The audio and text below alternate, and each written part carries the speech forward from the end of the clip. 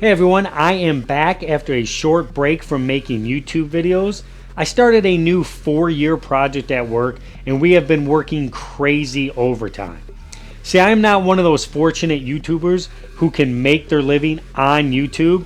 I have a regular 9 to 5 construction job, and that's what actually funds my true passion, which is making. So in doing new construction, you are required to bring 3 basic hand tools with you, and then your contractor supplies everything else you need. Those 3 hand tools are channel locks, level, and a tape measure. But as the job progresses, you start picking up more stuff in your everyday carry, such as, writing utensils. You got marker, pen, pencil, you got gloves, razor knife, and a flashlight. But now, as you can see, you've got all of this stuff here that you need to carry around with you as you're working throughout the day. All this stuff can go in your pockets. You've got plenty of pockets, but those pockets start to rip. And if you're working on your knees under a sink, or you're climbing ladders all day, or you're in a scissor lift where you have to wear a life-saving harness, it is almost impossible to get to your back pockets to pull out all these tools. And all this added extra weight starts to bring in that dreaded plumber's crack, and we can't have that. So my solution for this problem was just to get a simple $3 bucket from Home Depot and just put all my stuff in here. But as you can see, this gets very full, and then fishing around for whatever you need in here gets very annoying. You got to dig to the bottom and you don't even know what's in here. There has got to be a better solution. So I know what you're all thinking out there. Hey dummy, they already have a solution for that. It's called a tool bag. Problem solved. And yes, you would be right, except the trade that I am in is plumbing. And when you're a plumber, a bucket is your best friend. You never know when you charge up a water line if everything was fully soldered correctly or pressed correctly. And if you have a small leak, a drip, or a spray, you can catch the water with that. Or if you're cutting into a line and you cut the cap off to put a valve on, if that line has not been fully drained ahead of time, you're going to have a lot of water going all over the floor. You could possibly damage something. So a bucket is a plumber's best friend. So I'm going to use my 3D printer to create my first product, which is an insert that's going to go inside of this bucket that will keep everything organized. It will be very easy to grab my tools, grab whatever I need, but then also it'll be very easy to see what's not in there so that I'll know if I left it somewhere, maybe on a duct or in a wall or under a sink, so I can get all my tools at the end of the day and make sure they're all accounted for, so that way I don't lose any of them. So in order for this 3D printed project to be a success, it needs to meet 3 basic requirements. Number 1, it needs to be easily removable from the bucket. I don't want any sort of fasteners of any kind in here, because number 1, I want to be able to quickly remove that insert and catch some water if I need to. And also I want to keep the integrity of this bucket watertight. Number 2, I want this thing to be stable in there. I don't want it to be top heavy. I don't want some weird center of gravity where it's going to fall over in the bucket and I'm constantly standing this thing back up. And I can't use fasteners for that. And number 3, I want this thing to look good. I want it to look like it was intentional. I want it to look like I got all the geometry right. I want it to look like an actual product and not just something I kind of pieced together in my basement. So what makes designing this hard is the complex geometry of the bucket. That geometry is going to help me accomplish 2 of those main requirements with this project. Number 1, it's going to be easily removable. I'm going to be able to pull that insert out. And number 2, because of that compound angle, it's not going to allow this insert to tip one way or another or fall over. It'll always stay upright. So in order to get that geometry just right, I think I need to create the bucket and then use that as a tool and erase that from the insert. Once I get that geometry right, that's the hard part. We're out of the woods. So this right here, this is version 1. This is just printed out of some PLA. Figured I would bring this into work. I would use it for about a month and see how I liked it. There are a couple of small tweaks I want to do to this, so I'm going to print a version 2 and use that. But let me explain to you what I got going on here, what I like and what I don't like. I like the tape measure clip register there. I've got an open pocket on that side for the knife. I can stick my flashlight in there. Got the pencil holder. I can stick a marker there. And then I've got my channel locks and level that sit right there, and then anything loose, like we'll just say some gloves, can go there. And that way I've got everything organized in here pretty well. Now, one thing I didn't take into account was the level and tape measure that I use at work are actually these and not these. The only reason why I'm saying that is these are a little bit wider, a little bit bigger than these are right here. So you can see there's about, I don't know, would you call that about ½ inch difference? So when I stick these two into this bucket here, it's a little bit harder to kind of get stuff in and out. Stuff wants to kind of fall, see, like that. So I like it, but I don't love it. But what I do love about this is the geometry of this will not let this fall to either side. This cannot fall because of the tapered dual angles there. So it can spin, which is fine. I don't care if it spins, but it will not tip over, and I love that. And I think it will be even tighter once I get a brand new bucket here, something that isn't worn out over time. I mean, you can see how flexible this is, but I like this a lot. So I'm going to keep the basic design, but what I want to do is two things. Number one, I think I'm going to take either one of these sides, it doesn't matter.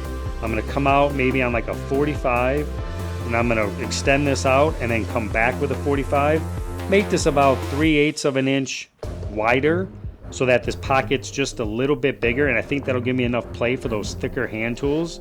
And then on the other side, I want to make a small pocket that will fit a notepad or two, because I'm always jotting down numbers at work, and it's nice to have the notepad in here, and then that way the notepad will be all protected from anything else that happens to be in here. So I think I'm on the right track for sure. I love the way this is. I've gotten actually a lot of people ask me about it and a lot of compliments. So I'm just going to tweak this a little bit. I'm going to make it out of some PETG, because I did notice that in some of the hotter days this seems to be a little bit more flexible than I would like it. So some PETG, I'm going to extend that out, make this inside pocket here a little bit bigger, and I'm going to add that notepad holder. And you know what, I'm going to get a new bucket, and then we should be in business. So after I print all that out and design all that, I will show you that.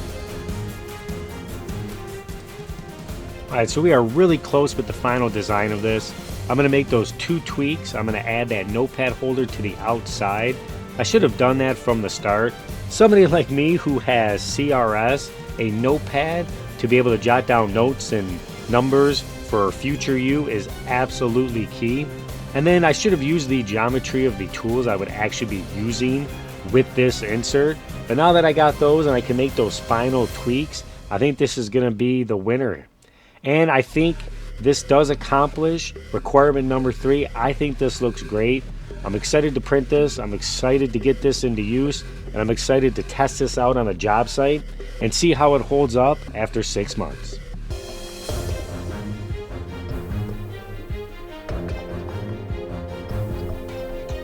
And hot off the 3D printer is version 2.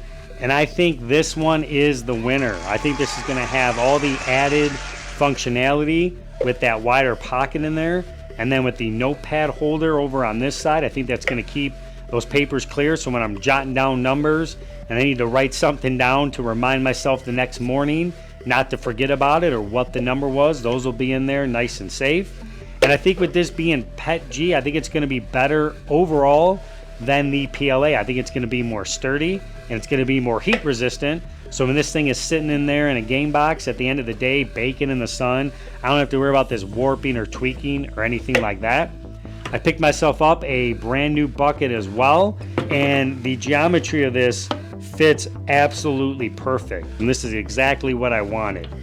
With this bucket being a newer bucket, there is no play in this whatsoever. I mean, it fits. If you can look down that angle, the geometry of this thing is absolutely perfect. There is no slop left or right. It cannot tip over. It cannot fall. And then what I did was I made that pocket in there bigger, and then I have my pocket in here for my notepads. So I can just take my notepads like that, drop those in there. Those are real nicely protected. You can easily grab them out with those thumb holes.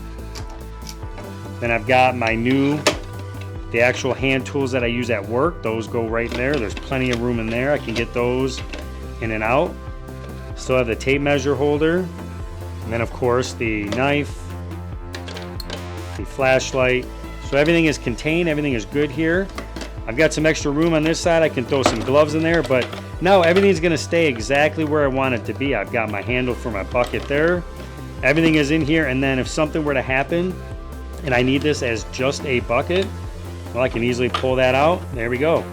Got a good bucket. I can catch some water in there, and then when that's done, drop that right in there and we are good to go. So I love it. I love how this worked out. This is exactly what I wanted when I was getting a 3D printer. I wanted to be able to make things, tools, accessories, add-ons, and I wanted to just be able to modify certain things and just make them better.